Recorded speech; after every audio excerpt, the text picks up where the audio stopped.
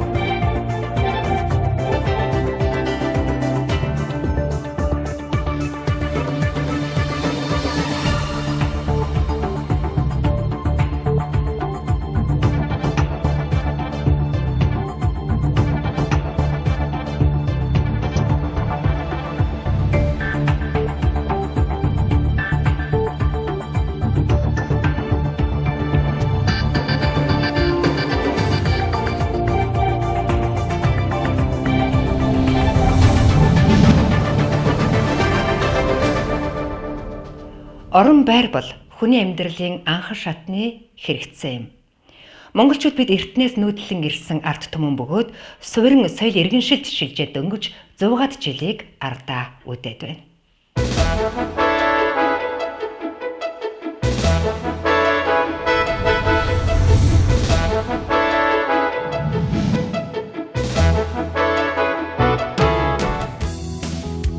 (1990-ад оны эхээр өрнөсөн ардчлал зах зээлийн эдийн засагт шилжих үеэс хот суурин газар руу тэр дундаа нийслэл чиглэсэн их нүүдэл ихэлсэн бөгөөд өдгөө бараг 2 монгол хүн тутмын нэг нь нийслэл Улаанбаатарт амьдарч байна. Үүний дээр Улаанбаатар хотын нийт иргэдийн 60 орчим хувь буюу 171 мянган айл өрх, гэр хороолол, зам харилцаа, цэвэр ус, эрүүл ахуйн хангалтгүй орчинд нийтийн аж ахуйн дэд бүтэц, сургууль, цэцэрлэг, эмнэлгийн үйлчилгээ хүрэлцээ хангалтгүй орчинд амьдарч байгаа нь үе үеийн засгийн газрын анхаарлын төвд байсаар ирсэн.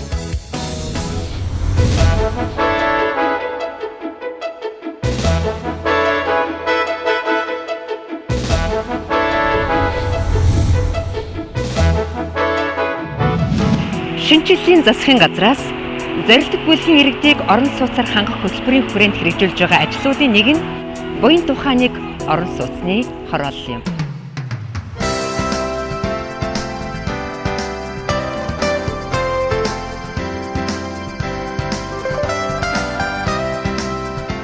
Төрийн орон сууцны корпорацийн захиалгаар 2013 оны 4-р сард баригдаж эхэлсэн буян тухайн орон сууцны хороолол нь засгийн газрын үнэт цаас арилжаалж бүрдүүлсэн хөрөнгөнөөс 72 тэрбум төгрөгийн зээлийг хөгжлийн банкар дамжуулан авснаар хэрэгжиж эхэлжээ.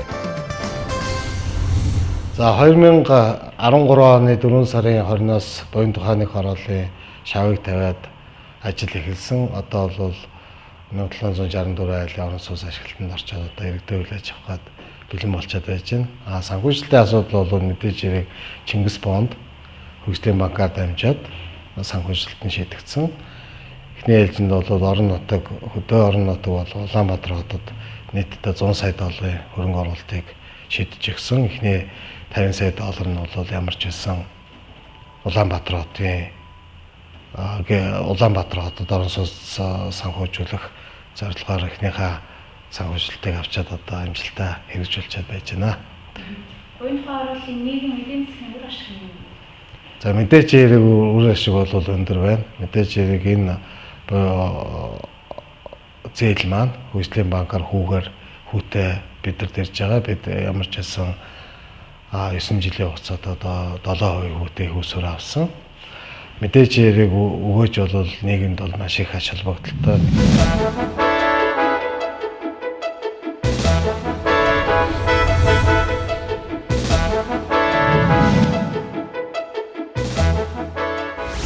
Улаанбаатар хот өдрөөс өдөрт өснө дэвжиж, сүр жавхаатаагаар цэцэглэн хөгжиж байна.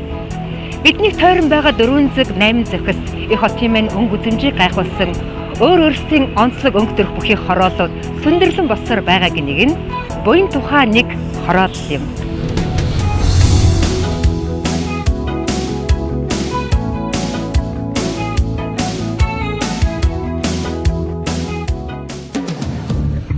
Монгол Улсын засгийн газраас баталсан шинэ бүтээн байгуулалт дунд хугацааны зорилттой хөтөлбөрийн хүрээнд буян тухай орчимд буюу Хангул дүүргийн 9-р хорооны нутаг дэвсгэр 1575 айлын орон сууц, 120 хүүхдийн цэцэр, 380 м квадрат талбай бүхий үйлчилгээний төв бүхий цогцлбор хорооллын ажлыг анх удаа богино хугацаанд чанартайгаар хэрэгжүүлж дуусаад байна.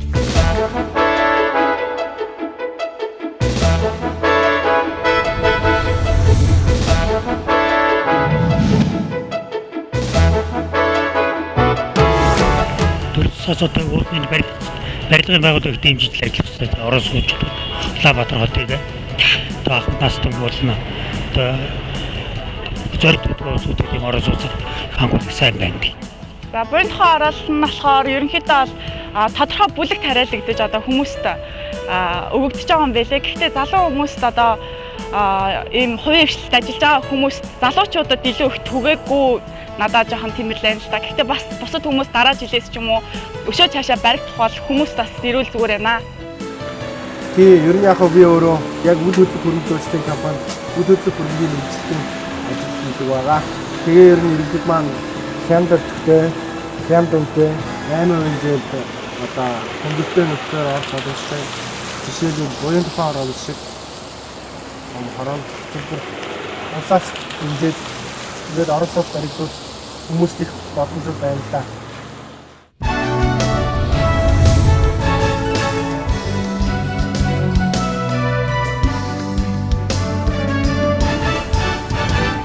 Иргэд өг төсөлд ийхүү сэтгэл хангалуун байна. Буян тухай нэг төсөл ийхүү амжилттай хэрэгжүүлсэн бас нэгэн шалтгаан нь засгийн газрын санаачилгааг дэмжин улс орныхоо бүтээн байгуулалтын төлөө санаа нэгдэн хамтран ажилласан үндэсний бүтээн байгуулалтын корпорац юм а. Буян тухай цогцлборын бүтээн байгуулалтын ажлын ерөнхий гүйцэтгэгчээр ажилласан үндэсний бүтээн байгуулалтын корпорац нь барилга угсралтын шилдэг ерөнхий гүйцэтгэгч болох Delta Construction, Booty, ECC, Улаанбаатар барилга, Эрэлт Impex компаниудын нэгдэл бөгөөд Монгол Улсын зөвлөх, мэрэгшсэн инженерүүдээр ахлуулсан 200-аад инженер техникийн ажилтан, 2676 туршлагатай ажилтнтай Монголын барилгын салбарын хамгийн том нэгдэл юм. За тэгээд миний залуу хүний хувьд бодоход одоо ингээд Чингис Бондын хөрөнгөөр ийм сайхан хотон хорооллыг богино хугацаанд бариад дээрэс нь хямд үнэтэй тэгээд ажилдаа орлоготой байх юм бол өөрийн гэсэн байр суустай болд юм байна гэдгийг бол бас залуучууд харуулж байна. Тэгээд би ч залууныхаа хувьд ийм сайхан хотхныг хорооллыг бариад ингээд явж байгаа. Миний хувьд бол маш их бахархалтай байдیں۔ Тэгээд одоо цаашид энэ одоо бүтээн байгуулалтын ажил илүү өргөжж илүү нийгмийн зорилт бүлэгтээ чиглэсэн тэр ажил төлхөө байгаасаа гэж хүсэж байна да.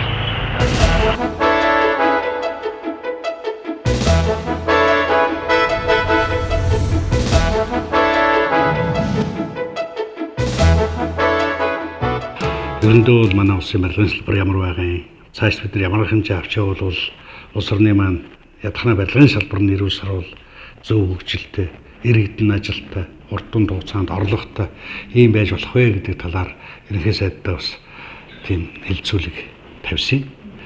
Энэ хэлэлцүүлгийн үр дүн бол өнөөдрийн манай үндэсний бүтээн байгуулалтын корпорацийн бий болох гол шалтгаануудын нэг байсан.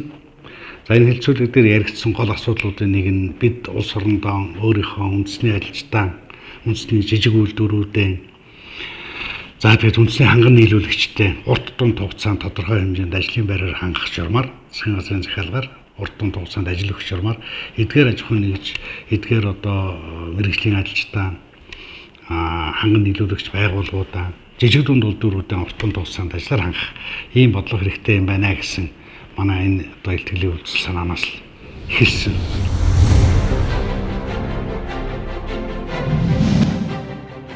Зорилттой бүлгийн иргэд буюу төрийн албан хаагч, залуу гэр бүл, өндөр настан, хөгжлийн бэрхшээлтэй иргэдэд зориулсан буян тухай нэг орон сууцны хорооллын захиалгыг түүц машинаар дамжуулан 14 хоногийн турш явуулахад 9094 хүн бүртгүүлсэн байна. Засгийн газрын журмаар нийт байрны 60%-ийг төрийн албан хаагчдад өгөхөөр заасан нь байр авах хүсэлтэй төрийн албан хаагчдын тоо харьцангуй их байсантай холбоотой. буян тухай орооллын орон сууцнд иргэдээс захиалга авах, бүртгэл хийх, худалдан борлуулах засгийн газраас журмын дагуу төрийн орон сууцны корпорациас түүц машинаар дамжуулан 3 дугаар сарын 10-наас 24-ний хооронд захиалагчдыг бүртгэсэн.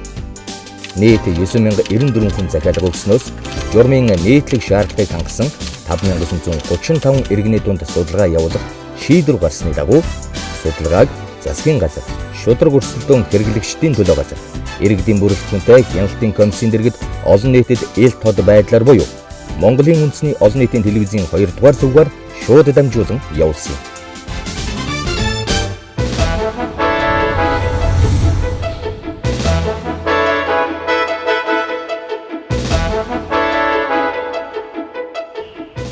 За мэдээж яриг бидний барьсан орон сууц маань цөөхөн захиалга өгж байгаа иргэд маань нэлээ их олон.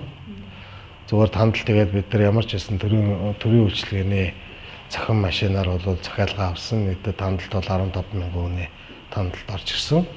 Мэдээж яриг тэр журамдаа бол засгийн газраас журам төрийн орон сууцны корпорацийн дотоод журмаараа зохицуулагдаад бүртгэл нь явагдсан. Яг аль биесээр бүртгэсэн хүмүүс маань 9081 хүн байсан. Түүнээс бид одоо дахин шүүлтүр хийгээд үйл хөдлөх хөрөнгө банкны зээл байна уу, орон сууцтай байсан уу гэдэг бүх юмыг хянаж үзээд ямар ч байсан 2000 хүн үүнээс хасагдаад 7000 гаруй хүн бол тэнцсэн. Тэгээд бид бол ямар ч гэсэн Монголын үндэсний телевизийн 2 дугаар суугаар нээлттэй ил тод суглаа явуулсан.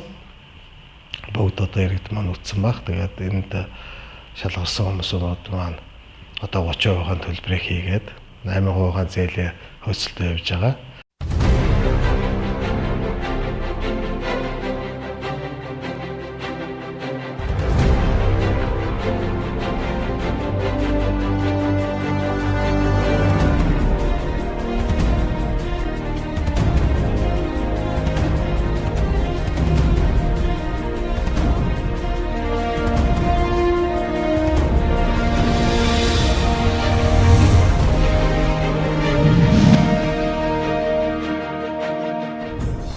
За ингээд засгийн газрын ард түмнэд дэмжиж байгаа энэ байрны суглаанд оролцоод үзьгээд оролцсон.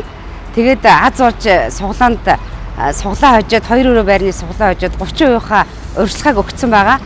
Тэгээ одоо 8% итгэлгээ хөөцөлтөөд одоо бүтнэ гэж итгэлтэй ингээ хөөцөлтөд байж байна. Тэгээд засгийн газартаа баярлалаа гэж хэлье. Би байрт болохын тулд олон жил хөөцөлдсөн. Засгийн газраас залуу гэр бүлийг дэмжсэний ачаар би одоо л их тэр хүүхдтэйгээ байртаа болж байна. Бид нар шиг олон залуу хүмүүс байгаа хэл та. Ашгүй буян тухай 2 төсөл хэрэгжиж байна лээ. Манайхан бол ерөөсөө л юмыг яаж мэдхгүйс нэрээ бүртгүүлсэн байх гэж бодож байна. Тэгээ би бас яг энэний адил байсан. Тэгээ бүртгүүлснийхаа дараа бол бүр хагас өдөрт нь үзээгүй номын сан дээр өөр уулзалт руу яваад өгчихсэн. Тэгээд дараа нь нэг 2 дахь 3 дахьаас нэг ажил гайгүй завтаа болсны дараагаар нэвтрүүлгийг бүр ухрааж үтсэн байгаа хагас өдрийн. Тэгээд яг нэвтрүүлгийг ухрааж үзэж байгаад энэ байранд таарлаа гэдгийг мэдсэн. За тэгэл яг энэ суглаа байр юу болж байгаа вэ гэдгийг судалж эхэлсэн. За тэгээд судалсныхаа дараагаар бол ер нь бол их үр дүнтэй байр. За одоо яг байр бол хамгийн тулгымцсан асуудал гэдэг бол хүн болгон мэддэг байх. Хүн болгоны нүдэн дээр ил байгаа зүйл. Тэгээд яг энэ байранд бол суглаагаар тодорсондоо маш их баяртай байгаа. Тэгээд зүгээр энэ байр хүмүүстээ ямар хэрэгтэй вэ гэдгийг нь одоо яг дөнгөж байр авснаас сонсоод байрынхаа нөгөө байрчлалыг сонгож авах гээд очиход хүмүүс айгүй их цугларчихсан байсан. Тэгээ яг энэгээр бол энэ байр ямар их эрэлт хэрэгцээтэй хүнд хэрэгтэй байгаа вэ гэдгийг мэдрэгдсэн.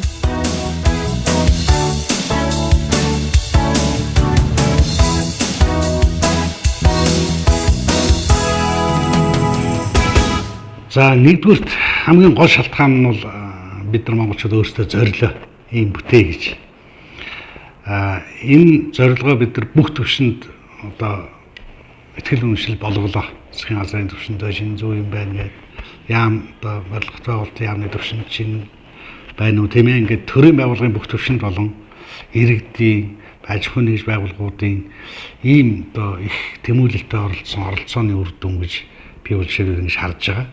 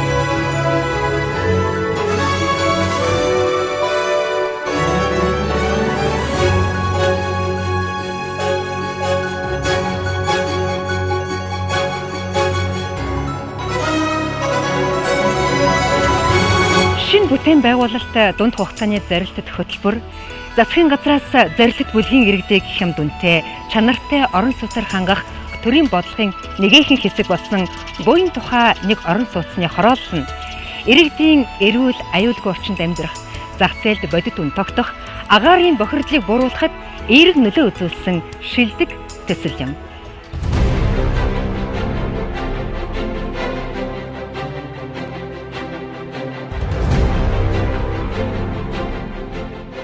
Бас энэ буян тухай нэг хороолол дээр ч бас инженерийн шийдэл бол маш их хөрөнгө хүч хөдөлмөр шаардсан. Та нараас мэдж байгаа тэр туннелийн систем гэдэг километр шавуу туннелийн систем хийлээ. Туркийн одоо Монголын барилга ассоциац Туркийн компанитай хамтраад маш орчин үеийн технологийн шийдэлтэй цохор одоо цэвэр ус, бохир усны цэвэршүүлэх одоо станц байгууллаа. Энэ бүхэн одоо том усан сан байгууллаа бас цэвэр усны. Энэ том бүтээн байгуулалт хийсэн болохоор бас нэлээ их хүч хөдөлмөр. Энэ бүх юм одоо барилга угсралтын ажил, энэ бүх техник шийдлийн асуудлуудыг бол бүх Монгол инженерүүд Монгол хүний оюунаар Монгол хүмүүсийн гараар одоо бүтээн байгуулагдсан. Бас Монгол хүмүүс, монголчууд бид эвлэрч нэгдээд одоо нэгдээ зөв бодгоо, зөв зохион байгуулалтанд ороо явах юм бол ямар хурдан хугацаанд хичнээн хэмжээний орон сууц барьдаг, ямар чанарын төвшөнд барьдаг гэдгийг бол яруу тодор буян тухай нэг хорооллын одоо энэ бүтээн байгуулалт бол харуулсан.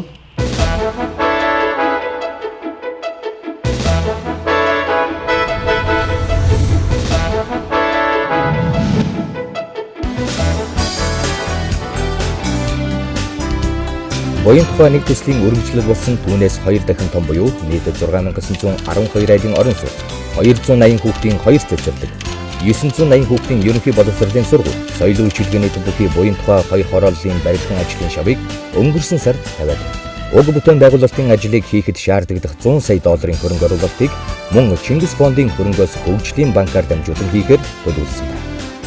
Буян тухай 2 хорооллоос гадна Тоско төрийн орон сууцны корпорац аймагуудтай хамтарч мянган айлын орон сууц хөтөлбөрийг хэрэгжүүлж ирсэн бөгөөд эхний ээлжинд улс, овд, архан, орхон зэрэг аймаг мянган айлын орон сууцыг барихаар төлөвлөв.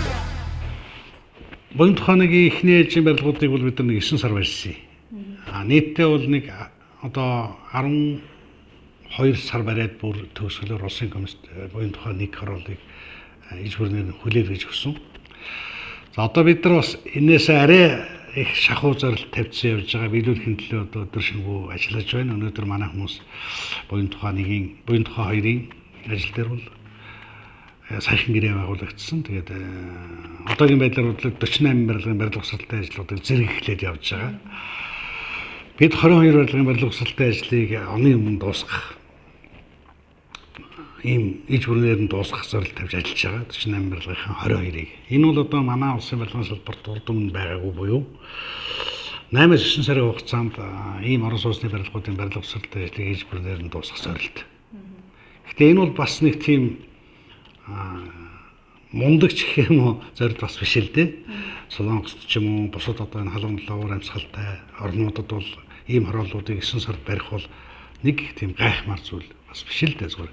Монголчуудын хувьд бидний хувьд шинэ одоо зохион байгуулалтанд ороод ажиллаж байгаа ийм хүмүүсийнхээ хувьд бол биднэрт бас бахархаж болох шинэ амжилт байж болох магадлалтай. Тэгээд оны өмнө бид нар эхний ээлжийн барилгуудыг бэлэн болгох зорилттой ажиллаж байна.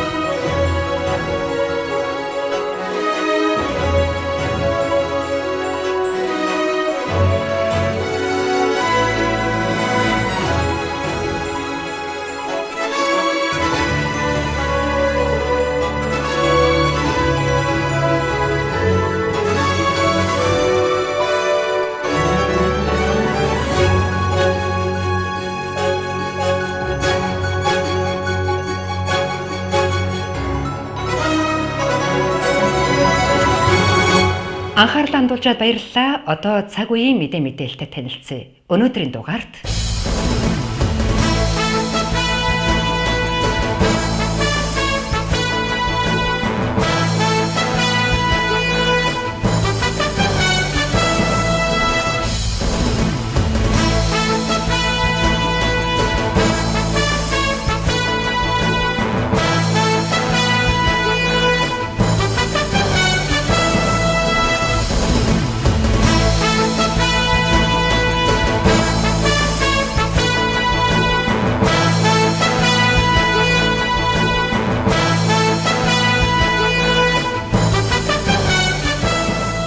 Бүтээн байгуулалтын салбар улам бүр цар хүрээгээ тэлэн хөгжиж байна. Үүний нэг жишээ бол хаан үйлдвэрт байрлах Хүннүү моол цогцлборт 950 хүний суудалтай 4 танхим бүхий кино театр 10 дугаар сард нээлттэй хийх гэж байна. Хан үйлдвэрг Яарамгийн гүрний баруун талд байрлах Хүннүү моол нь нэг дор 12,000 хүн хүлээн авах хүчин чадалтай. Нийт 50,000 м2 талбай бүхий худалдаа үйлчилгээний цогцлбор юм. Тус цогцлбор нь жилийн 4 удирлын турш ажиллах дотор мөсөн гулгуур. Бүх насны хүүхдэд үйлчлүүлэх боломжтой тоглоомын парк. Зохион бүтээх, сэтгэлгээ хөгжүүлж, өөрийн гараар хийж бүтээх сэдлийг дөрвүүлдэг Монгол хүнд зориулсан Сингапур улсын Home D сүлжээ дэлгүүр. Цэвэр агаар байгалийн амьд орчинг мэдрүүлсэн Хүннүү цэцэрлэгт хүрээлэн. Кино урлагийн салбарыг дэмжин ажиллах стандартын техник технологиор тоноглогдсон 950 хүний судалтай 4 танхим бүхий кино театр зэрэг өмнө нь хийгдэж байгаагүй томоохон бүтээн байгуулалтын ажлуудыг нэгэн дор цогцлооснороо онцлог юм. Дэлхийн стандартыг эх орондоо дэлгэрүүлж, бүхий л үйлчилгээг нэг дор төвлөрүүлсэн тус бүтээн байгуулалтын ажил эх 10 сард нээлттэй хийв.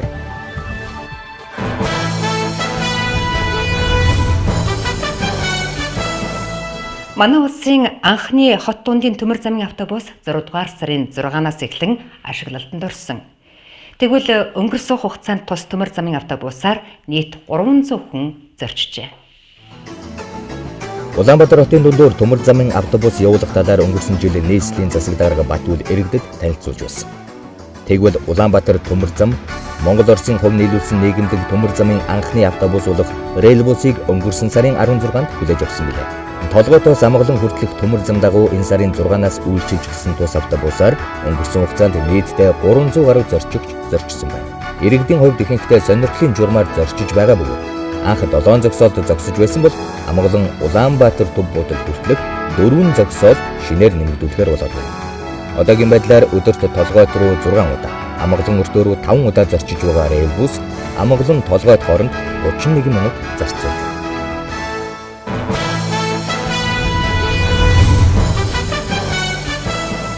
Бүгд найрамдах Хятадд улсын хөрөнгө оруулалтаар хэрэгжиж байгаа Бээжингийн гудамжны зам засварын ажил одоогоор 70% явагдаж байна. Бээжингийн гудамж буюу бүгд найрамдах Хятад ард улсын эчин сайдын яамнаас сансрын түнэлийн гэрлэн дохио хөдлөх замыг бүгд найрамдах Хятад ард улсын засгийн газрын хөрөнгө оруулалтаар төгжүүлэх ажил хийгдэж байна. Тус гудамжны инженерийн шугам сүлжээний ажлыг дүүрэн тэрэд компани хариуцсан гүйцэтгэж байгаа бол авто замын өргөтгөл шинжилэлтийг Beijing Construction Engineering Group гүйцэтгэж байна. Энэ замуудад засвар хийснээр хойд талын зам 4 игнэ, урд талынх нь 3 игнэ болох бол цаад талд нь сансрын түнэл рүү гардаг хуучин гүүрийг нураагаад шинээр номон хэлбэртэй гүүр барих ажээ. Ийхүү 11-р сарын 30-нд шинэ зам гүүр нээгдэхгүйгөөд тогтчлтын ажил дуусгаад ус зайлуулах болон бохирын усны ажил, замын хөдөлгөөний аюулгүй байдлыг хянах тэмдэглэгээ, замын гэрэлтүүлэг, явган хүний зам, инженерийн байгууламж, шугам сүлжээ, ногоон байгууламж зэргийг ээж бүрэн цогцоор нь шийдэх юм байна. Одоогоор ажлын явц 60 гаруй хувьтай байна.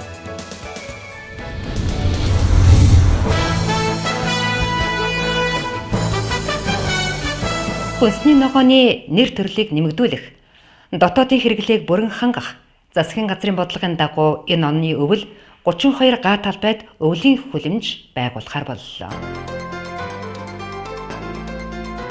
Хүнсний ногооны нэр төрлийг нэмэгдүүлэх, дотоодын хэрэглээг бүрэн хангахаар засгийн газраас өвлийн хүлэмжийн аж ахуйг дэмжихээр болсон.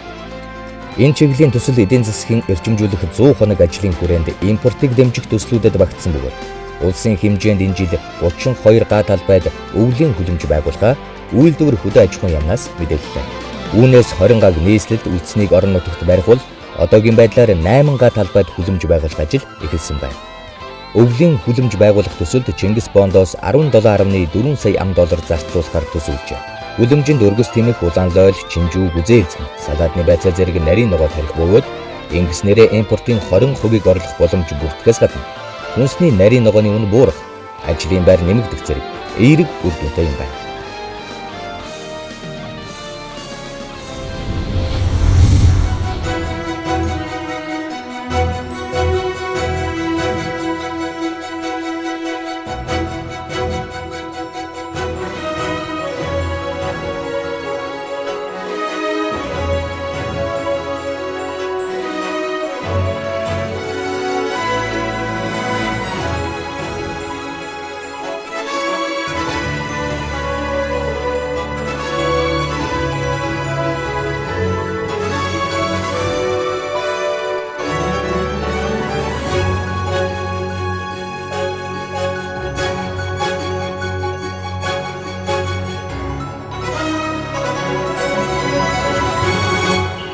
Хот суурин газрын хүн амыг аюулгүй хүнс тэжээлээр хангах хэрэгцээ шаардлагын улмаас эрчимчилсэн мал аж ахуйн хөгжүүлэх талаар төр засгаас ихээхэн анхаарахар болсон.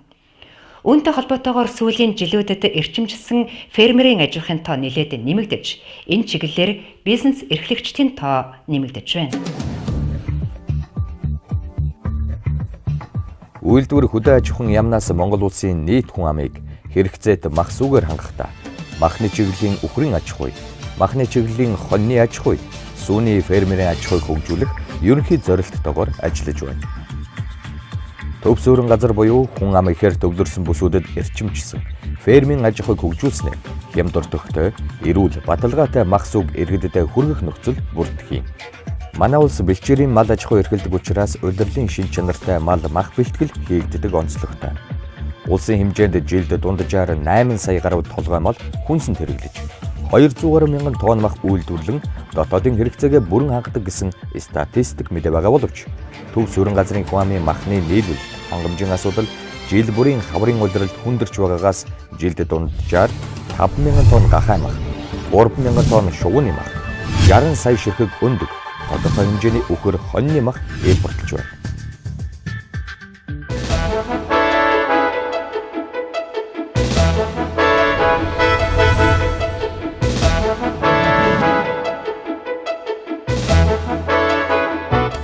Бидний өдөр тутмын хүнсний хэрэгцээг хангаж байдаг мал аж ахуйн салбарын бүтээгдэхүүн нь эрүүл, найдвартай, аюулгүй орчинд байх нь юунаас чухал.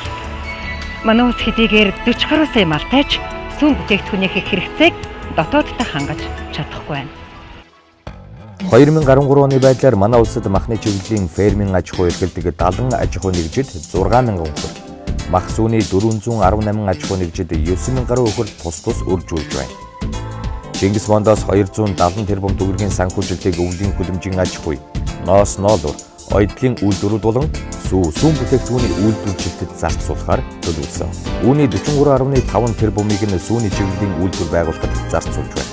Дээрх ажлын хүрээнд гадны орноос өндөр ашиг шимтэй сүүний үхэр импортлыг нутагшуулах зорилгоор төслийн сонгон шалгаруулалт явуулж 36 аж ахуй нэгж төсөл ирүүлснээс 26 аж ахуй нэгжийн төслийг Чингис бондын хөрөнгөөс Боломт банкар дамжуулан санхүүжүүлэхээр болоод байна.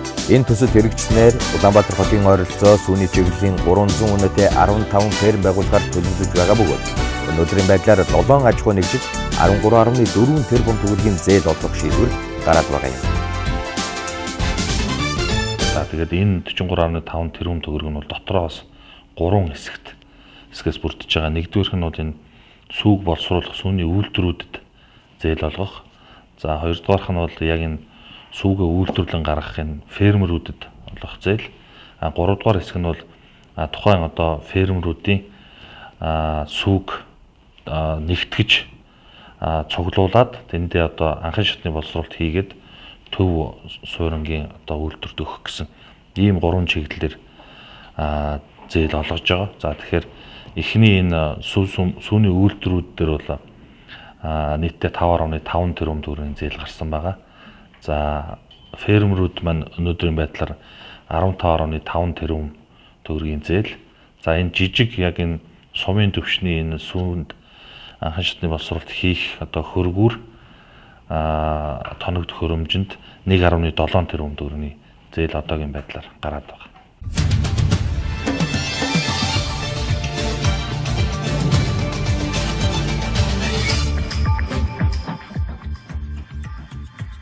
Европын холбооны нийт хөдөө аж ахуйн бүтээгдэхүүний 18.1%-ийг Франц улс дангараа бүрдүүлдэг. 2011 онд Франц улс 70.4 тэрбум еврогийн үндсэн өртөг бүхий хөдөө аж ахуйн бүтээгдэхүүн үйлдвэрлэн Европ төвдөө нэгдүгээрт оржээ. Тиймдээ ч мах сүүний чиглэлийн үржил шим сайтай шилмэл өхрүүд энэ улсад байдаг. Үйлдвэр хөдөө аж ахуйн яам, үхрийн аж ахуй эрхлэгчид болон мэрэгжилтнүүдийн хамтарсан баг нарийн судалгаа хийсний үр дүнд мах сүүний чиглэлийн Францын Монбелиар үйлдвэрийн үхрийг Монголд нотгшуулахар болсон. Франц улсад сүүлийн 20 жилд малын халдвар төвчин гараагүйгээс гадна өндөр уулын бэлгийн Монбелиар үйлдвэрийн үхэр насан зохицох чадвар өндөртэйгээр онцлогтой юм. Манай улсад 2013 онд сүү махны чиглэлийн Монбелиар үйлдвэрийн 210 үхрийг оруулж ирэн нутагшуулан үржүүлж байна. Өндөр ашиг шимтэй сүүний үхэр импортоор худалдан авч нутагшуулснаар цаашдаа үхрийн сүүний хангамж 1.8 сая литрээр нэмэгдэх нөхцөл бололцоо бүрдэх юм. Хишигтэн нүүдэлчин компани л гэхэд Францаас авчирсан 150 үнэнд төлөвлснөөр сүргийн тоо тэр үеэс 120-оор нэмэгдээд байна. Монгол үнэнээс өдөртөө 4-5 литр сүү саадаг бол Монбелиард үлдэрийн үнэ өдөртөө 20-25 литр сүүний гарцтай төдийгүй сүүн уураг тижэл өндөртэй ажээ. Энэ нөхөр бол манай одоо монголчууд мэдж байгаа энэ хуучин сементал үлдрийн нөхрийн дараагийн одоо сайжруулсан ийм үйлдэл байгаа. Тэгэхээр энэ нөхөртөө бас бид нар эрлийцжүүлээд явах юм бол энэ гаднаас оруулж ирж байгаа хөр маань өндөр үнэтэй, тээврийн зардал өндөр байгаа. Тэгэхээр Монголдо энийг эрлийцжүүлээд явах юм бол маш хурдан одоо тархах ийм боломжтой хөр гэж үзэж байгаа.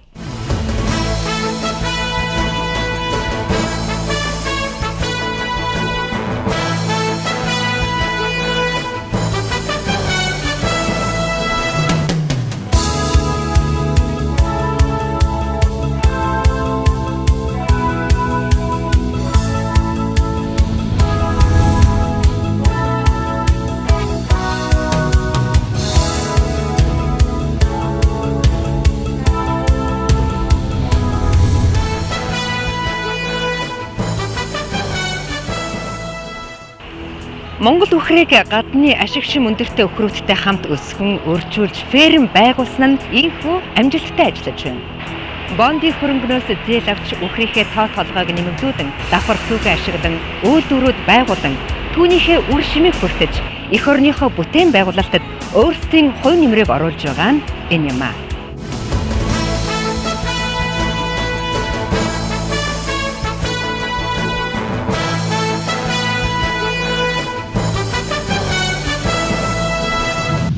Бид бол зур өрхийн ферм байж байсан анх. Нэг 100-аад хүртэй, Монгол хүртэй. Нэг 100-аараад адуутай. Тэгээд энэ бол өрхийн хэмжээнд эхэлсэн. Бид бол 2012 оноос хойш ер нь бол тариалт нэлээд гарсан. 11, 12 онуудад бол царгас, овёос, Улаанбуудай, Арвайн тариалтыг өөрийнхөө талбайд тээж эхэлсэн л дээ. Энэ үед бол ер нь бол ах усдын атарсан талбай бол ер нь ногооргомол тариалт одоо хийх бүрэн болцоотой гэдэг бол нотолсон. За царгасны одоо манай ордоо өртөгт огтрууд бол одоо тэнд царгас болоорох бүрэн болцоотой байна гэдэг төлөвшөлтөөр нотолсон. За энэ үднээсээ бид бол ерөөсөө өхрийн аж ахуйг хөгжүүлэх, за тэжээлийн асуудлыг бүрэн шийдэж болох юм байна гэдэг энэ зориг үндсэл дээрээсээ л дараагийнхаа энэ эрчимдсэн аж ахуй одоо хөгжүүлэх, аж ахуйгаа улам томруулах юм одоо шин төлөвлөгөөнүүд боловсруулж эхэлсэн. За нийлээд 2-3 жил судасны үндсэн дээр бид Франц улсын энэ Монбелиард үйлдвэрийн өхрийг бол өөрийнхөө орондоо амжилттай болтлоо. Хишигтэн нүүдэлчин компани нь Төв аймгийн арх ус суманд Европ стандартын бүрэн механикчсан фермийн цогцлбор барьж байгуулан газар тариалангийн 4186 га талбай гэргэлтэнд оруулж өөрсдийн хэрэгцээ тэжээлийг 100% бэлтгэн ажиллаж байна. Үндэсний шинэ бахархлыг бий болгох зорилготой тус компани хамт олон дан ганц өөрсдөө бүтээх биш. Энэ чиглэлийн үйл ажиллагаа эрхэлдэг хэн бүхнийг дэмжин ажиллаж улс орныхоо бүтээн байгуулалтын төлөө хамтдаа зүтгэх зорилготой. Эднийг шиг 10 гаруй ферм Улаанбаатар орчимд бий болоход нээсэлчүүдийн сүүний хэрэгцээний багагүй хувийг хангах тооцоо байна. Нээслэл хоттой хүн ам ихээр төвлөрсөн манай улсын хувьд хотын иргэн тойронд эрчимчсэн мал аж ахуйг хөгжүүлснээр өндөр чанартай, баталгаатай мах, сүг жилийн 4 улиралд иргэдэд хүргэх боломжтой болно.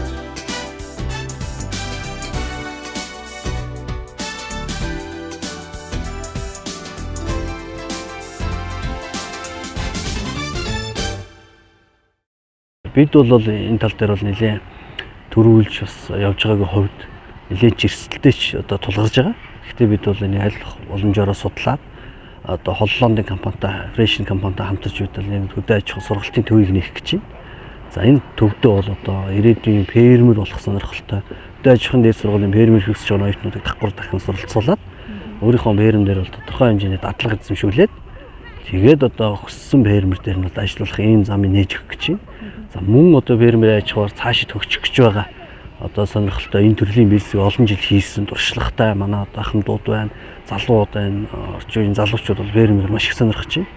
Энд нь бол бид нэр одоо энэ Францын талтай хамтарч фермийн цогц үйлчилгээг үзүүлэх юм одоо нэгсэн бол одоо моргежийн юм зээлийн үйлчилгээг одоо нэвтрүүлэх талаар нэлээд эрэлхийлж болоо ажил болгон одоо судалгааны шатанда явж байна.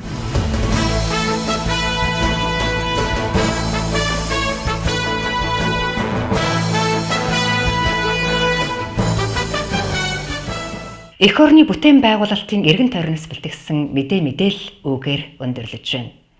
Монголчууд хэрэгэлдэг биш, бүтээдэг улс орон болохын тулд төр засгийн бодлого дэмжлэгээс эхлээд жирийн ард иргэд хүртэл хэрхэн хөдөлмөрлөж санаа нэгдэн ажиллаж буйг энэ дугаараас хүргэлээ.